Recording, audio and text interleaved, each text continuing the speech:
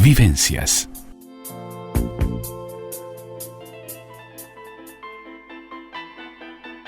El todo y sus partes.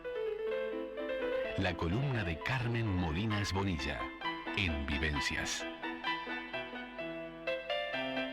Ya estamos con Carmen Molinas Bonilla con su columna El todo y sus partes para hoy hablar del tesoro de los visigodos, un tesoro que casi se encuentra por casualidad en Toledo, el tesoro de Guarrazar, un tesoro de orfebrería visigoda compuesto por coronas y cruces que varios reyes del reino visigodo de Toledo fueron los originarios de este tesoro. Muy buenas tardes, Carmen, muy bienvenida. Buenas tardes, Andreita, ¿cómo estás? Buenas tardes para todos. Muy bien, muy bien. Y aquí, qué precioso tema porque nos vas a trasladar en el tiempo, en la historia, y cómo llegaron a encontrar este tesoro, cuáles son sus... ¿De qué época, no? ¿De Porque qué imagínate, época? vos que estamos hablando de antes del año 1000. Sí. De mucho antes. Una belleza que fue encontrado por casualidad, pero ahora nos vas a ir contando paso a paso porque fue una cosa realmente maravillosa su encuentro, y también a qué año nos remontamos, cuáles son las piezas que lo componen, y te voy a dejar que vayas paso a paso y te voy a ir preguntando, pero que nos vayas ingresando en este maravilloso tesoro. Sí, realmente es muy poco conocido. Inclusive la gente que va a Toledo, bueno, claro, Toledo es para enamorarse, sí. Es historia viva, ¿no?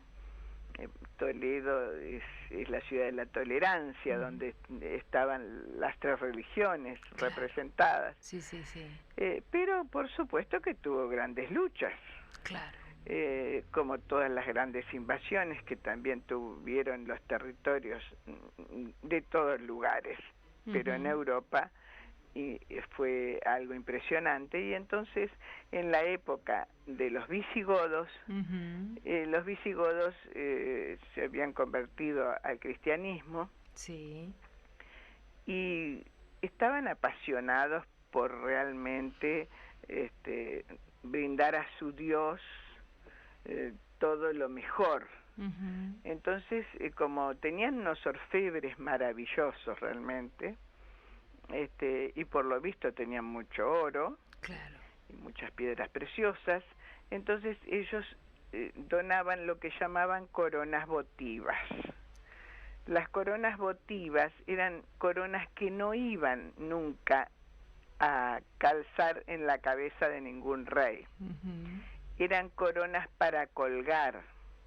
De ahí que el que las haya visto o el que no, le recomiendo que lo googlee. Sí. Tú incluso pusiste una foto, sí, de una de esas coronas colgantes, son hermosísimas. Hermosísimas, sí. Y bueno, el hecho es que los reyes se paraban debajo de esas coronas votivas, o sea que, porque tiene inclusive elementos como dijes colgantes, ¿no? En los cuales muchos de esos dijes son letras de oro, con el nombre de quien donó la corona votiva. Entonces, son una obra de arte, vale la pena mirarlas, ¿no? Sí, una obra de arte realmente, y se especializaban algunos orfebres justamente en hacer ese tipo de coronas, que además no era para coronación, porque como te digo, no calzaban las cabezas de nadie, era para colgar. ¿Por qué? Porque era como un símbolo de que colgaban del cielo la protección de Dios, y al ser coronas votivas, eran votos que pronunciaban junto con esas donaciones para la salvación de su alma. Entonces tiene un simbolismo importante, la corona votiva. En este caso, los reyes visigodos querían, bueno, llegar al cielo y al perdón de sus acciones a través de la donación de esas coronas votivas. De hecho, buscaban lo mejor que había, las mejores piedras preciosas, los mejores talladores y también los mejores orfebres, como estábamos diciendo. Pero tiene una accidentada historia, es tan apasionante la historia. Es maravillosa. Sí, es que inclusive desde el origen hasta el descubrimiento y luego todo lo que pasó después, que no sé si nos va a alcanzar. Bueno, vamos paso a paso. Esperemos que sí, pero si no vamos a tener que ocuparnos de ella en otra le daremos otro ocasión. espacio, claro que sí. Bueno, parece que en el 711 después de Cristo, cuando los árabes invadieron Hispania, parte de las ricas coronas votivas que adornaban las iglesias visigodas en Toledo se escondieron en el cementerio de Guarrazar, que es un lugar cerca de Guadamur, que Guadamur hasta el nombre lo dice, guardar los muros. Claro. Guadamur es como ciudad guardada entre muros, quiere decir. Se ve que allí, a pesar de que es un pueblito al que apenas van los turistas solamente por ver justamente el museo arqueológico, que además, lamentablemente, como siempre, en todas partes sucede, las macrocéfalas capitales se llevan a sus museos lo mejor y dejan algunas cosas, o decididamente, como pasa en Guadamur, es reproducciones lo que se ve allí.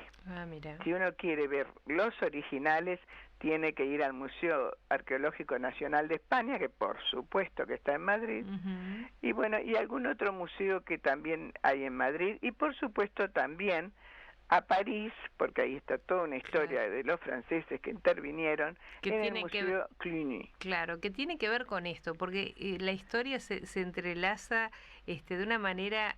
Actualmente creo que se lo conoce como el tesoro de Guarrazar.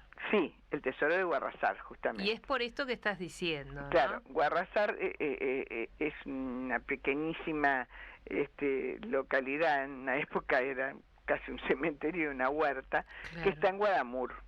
Y Guadamur está en Toledo, pero hay que salir un poquito de la ciudad de Toledo para llegar allí. Bueno, se asustaron tanto de la presencia árabe que venía arrasando con todo, que aparentemente los monjes y también sacerdotes decidieron, para evitar que cayeran en las manos de los árabes, esconder esas coronas. Y no solo las coronas, sino algunos otros, inclusive cálices de oro, también distintos elementos como incensarios, en fin, todo lo que tuviera valor, los guardaron. Y tenía que ver también con las ceremonias litúrgicas, porque eran muy religiosos, ¿no? Claro. Entonces lo guardaron en unas enormes cajas de concreto, que parece mentira, en el 711 hubiera concreto, pero había el concreto que se llamaba concreto romano, que tenía incorporada piedras y otros elementos, incluso piedra pómez, que no tenían que ver con nuestro cemento, nuestro concreto actual, que además está sostenido por vigas de metal, antes por los encostrados de madera, todavía hoy se usa. En aquella época no, pero parece mentira que han soportado 2000 años algunos, ¿no? Y más. Así que serían bastante buenos el concreto romano. Bueno, el hecho es que fueron escondidas en el cementerio de Guarrazar, todas, esas cajas, debajo de unas lápidas, en la cual es increíble, pero un poco escabroso el tema para mencionarlo, pero es así. Quitaron los cadáveres, abajo pusieron las cajas, luego los cubrieron de piedra, luego pusieron unas viejas telas, luego colocaron los cadáveres y encima otra vez la losa, la lápida. Bueno, hicieron todo eso para que no se encontrara, y justamente no se encontró, pasaron los siglos. Claro. Primero continuó la dominación árabe, estuvieron escondidos, después pasaron los siglos, y el último conocedor del secreto, que parece que era un monje, murió sin contarlo. Ahora, en 1858, fíjate que estamos hablando 1100 años después. Unos paisanos, unos labradores de Guadamur, regresaban muy contentos con su hija, porque su hija se había recibido de maestra. Entonces, en ese lugar, la hija tuvo una necesidad fisiológica, claro, y buscó un lugar para lograr cumplirla. Y entonces, bueno, se metió entre unos lugares que parecían una huerta, parecía un lugar que había habido una tumba, pero no pensaban que era un antiguo cementerio. Y ella se escondió en el lugar que pudo, y había una especie de hueco. Pero ¿qué sucede? Habían habido en esos días unas tormentas tremendas, las cuales habían provocado derrumbes de toda la tierra, y se había lavado toda esa parte, claro, y había quedado algo en descubierto. Ella justo va, con esas casualidades increíbles, a un lugar que era como una especie de hueco, donde había unas piedras alrededor, como para cumplir con sus necesidades fisiológicas. Y aquí que ve una cosa que brillaba, no sabía qué, pero brillaba mucho, y entonces ella se inclina, empieza a tocar ahí, cuando, claro, a ver qué, y a revolver, diríamos, y descubre un nicho que no podía creer, porque estaba lleno de joyas. Claro. Había coronas, cadenas, cruces de oro. Habrá pensado, esto es un milagro del cielo. Sí, es que es como milagroso, realmente. Una cosa insólita. Claro. Y cantidad de piedras preciosas que se habían desprendido imagínate, habían pasado 1100 años. ¿Y qué decidieron hacer con todo eso que habían encontrado? Bueno, te podés imaginar que ellos, cegados por esa riqueza, porque le avisó a los padres naturalmente, claro, y esperaron a la noche, y lo retiraron de noche, pero estaban tan fascinados con esa riqueza impresionante, que retiraron todo lo posible rápidamente y se fueron, claro, sin descubrir todo lo que había.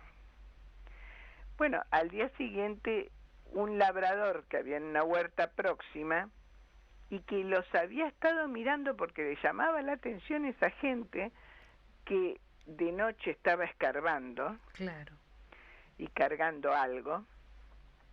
Bueno, ese otro labrador fue a ver qué había en ese lugar, claro, que habían sacado, y descubre otro nicho con igual o mayor riqueza. Bueno, pasaron 2 años, ya en 1860, el descubridor del segundo tesoro le entregó a la reina Isabel II buena parte de las coronas. ¿Pero por qué? ¿Por qué? A ver.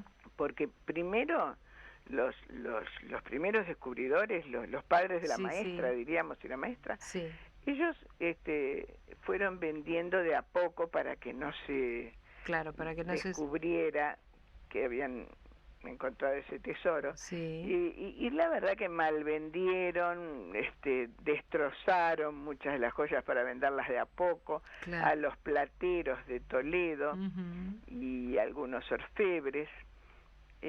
Realmente, por supuesto que para ellos, que eran gente muy humilde, era una riqueza inconmensurable, pero se lo pagaron bastante mal. Claro. Esa es la verdad. Ahora, el descubridor del segundo tesoro también trató de venderlas. Las había mantenido escondidas por temor dentro de una tinaja. De vez en cuando sacaba algunas y las vendía. Pero era más inteligente y pensó que todavía lo iban a llevar preso y que no se la estaban pagando muy bien. Al final decidió, no todo, pero entregarle a la reina Isabel II una buena parte de las coronas que todavía no había vendido. Entonces, este labrador fue recompensado por la reina con una pensión vitalicia y el pago del valor con el que la tasaron. Te imaginas que la tasaron a un valor bajo, porque los reyes no son tontos para nada.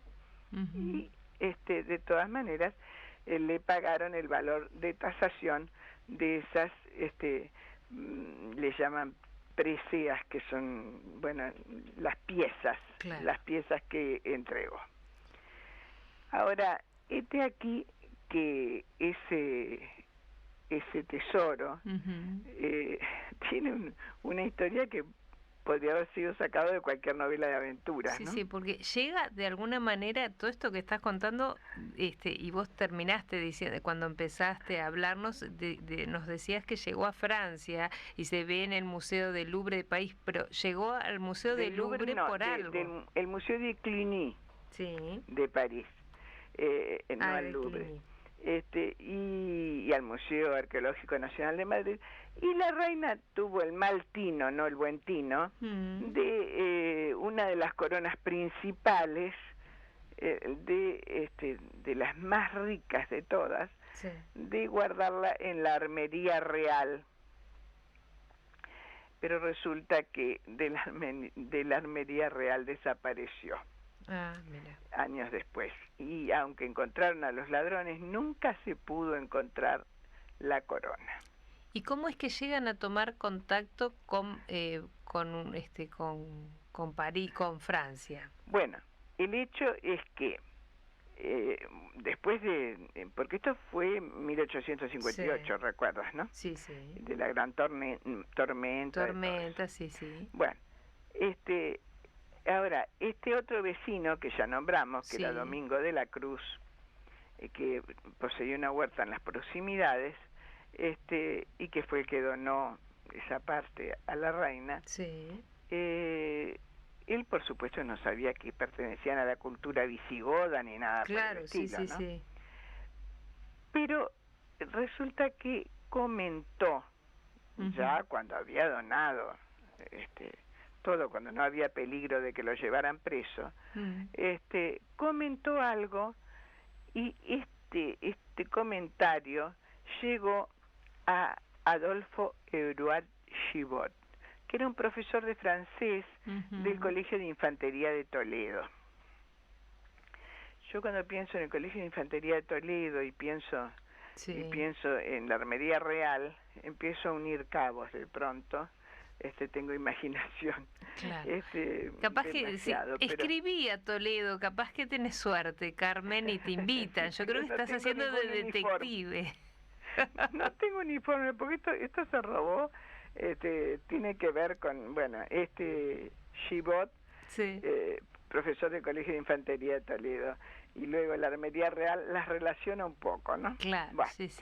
Bueno, después que pase la cuarentena, vamos a ver si escribimos y nos ponemos en contacto. Sí, de hecho hay 2 libros escritos sobre el tesoro. Claro. Y algunos por un historiador muy conocido como Rojas. Sí.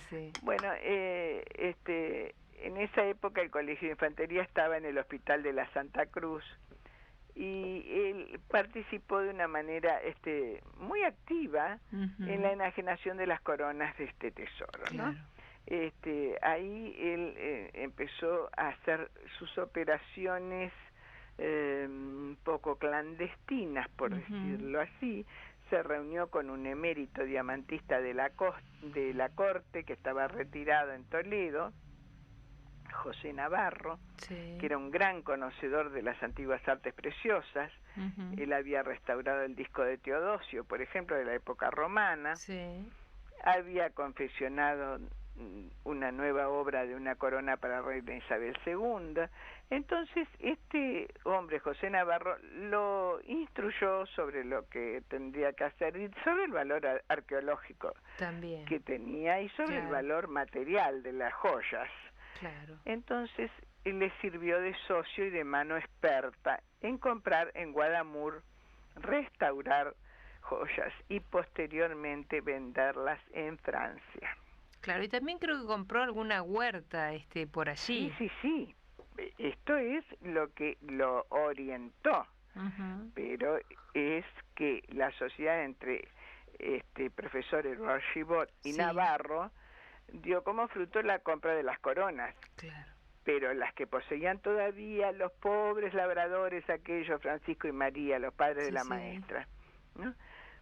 Pero aquí que decidió que era mejor comprar la huerta, que estaba al lado, y que había sido del otro, de Domingo, del que encontró el segundo tesoro, que era más grande. Entonces, luego que se hizo de esa huerta, las tierras, claro, por supuesto que empezó a litigar porque decía que lo que se encontraba en su terreno era de él. Por lo tanto, a través de todos esos problemas y líos judiciales y lo que sea, mientras tanto él siguió sacando cosas y siguió vendiéndoselas a Francia. Ahora, ¿qué sucede cuando se efectúan excavaciones oficiales? Porque hubo un gran escándalo, porque con ese importante descubrimiento se entera España por la prensa francesa. Eso es increíble, no se entera por España. Entonces el ministro de Estado francés le había pagado 100.000 francos franceses a esta sociedad del profesor y del especialista en historia, o sea, de Eduard Gibot y de Navarro. Le paga eso y por supuesto que lo empieza a exhibir en el Museo de Cluny de París. En España se inician los trámites para regresar eso a España. Bueno, en principio se lo reclamaron hasta Napoleón, pero Napoleón iba con promesas peregrinas, llevándolo, o sea, como diríamos nosotros, pateando la pelota hacia adelante. Iba pasando el tiempo. Entonces, mientras tanto, en España decidieron hacer excavaciones oficiales. Y allí también consiguieron algunas partes del tesoro. Bueno, en la lápida funeraria del presbítero Crispín se encontró algunos brazos de la cruz procesional y de las cruces patadas, que las cruces patadas de oro, por supuesto con incrustaciones de piedras preciosas, se llaman cruces patadas o cruces paté, porque tienen esa forma que los brazos son se ensanchan como si fueran las patas, y el centro es más pequeño. Cualquiera puede ver algún ejemplo de cruces patadas o recordar en la de los caballeros templarios. También puede recordar las famosas cruces de hierro que daba Alemania en premio por valentía. Son esas cruces cuyos brazos se ensanchan en los extremos. En los 4 extremos. ¿Y el robo al final fue de alguna manera aclarado o qué pasó? Bueno, justamente cuando la reina guarda en la Armería Real, el robo no fue aclarado. Fue aclarado, como ya dije, o sea, recuperaron al delincuente, que eran 2, pero no a las joyas que habían robado. Que le echaran sal en la cola. La excelente, fantástica, dicen que era una de las mejores coronas que había de uno de los reyes, que era la corona de Suintila. Suintila no era una reina, era un rey, un visigodo. Puede confundirse la gente por el nombre, ¿no?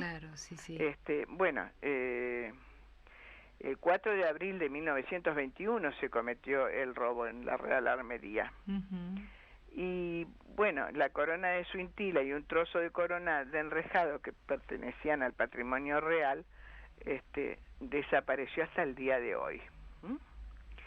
El robo se divulgó poco. Claro. Porque claro, de la armería real era una vergüenza que lo podían sacar de dentro de un lugar tan custodiado, se supone, ¿no? Uh-huh. Y bueno, La Época, que era un diario, valga la redundancia, de la época, sí. La Época hizo una publicación más extensa con grabados para que se reconociese la corona de Suintila, para que si alguien la viese, claro, pudiera advertirles e indicarles que siguiese en la búsqueda de lo sustraído, que sirviese de guía. Pero no pudieron. Efectivamente, yo pienso que no pudieron porque al momento la desarmaron. Claro. Por algo aparecieron solamente 2 brazos. Uh-huh. 2 brazos patados, como te digo, de una cruz patada. 2 brazos de oro que hoy mismo se están exhibiendo en España. Pero parte, a pesar de que retornan, y por eso te digo que es toda una historia muy apasionante, porque entran hasta los nazis. Claro, claro, sí. Bueno, en aquel periodo fue una época tremenda porque José Lázaro, uno de los historiadores, nos cuenta que en un corto espacio de tiempo ocurrieron robos en el Museo del Prado, en la Biblioteca Nacional, en el Archivo Histórico Nacional, además de de la Armería Real, ¿no? Sí. Robos distintos, por supuesto. Sí. Casos eran de joyas, como el que mencionamos, otros eran de obras de arte, otras eran de libros incunables, en fin. Había de todo, pero parecería que había una banda especializada en eso. En esos robos. Sin embargo, solamente se descubrió a 2 de los ladrones. Carmencita, estamos pasados de hora, es un placer escucharte y esta historia del tesoro de los visigodos es fascinante. Te agradezco como todos los miércoles y nos reencontramos el próximo miércoles y si quedó algo pendiente o no sé, veremos Vamos a hablar de la influencia que tuvieron los nazis cuando la Francia ocupada y la amistad con Franco para recuperar parte de este tesoro, muy interesante. Carmen, muchísimas gracias, nos reencontramos el próximo miércoles, un beso grande y gracias como siempre por acompañarnos. Lo mismo para ti, buenas tardes para todos. Vivencias.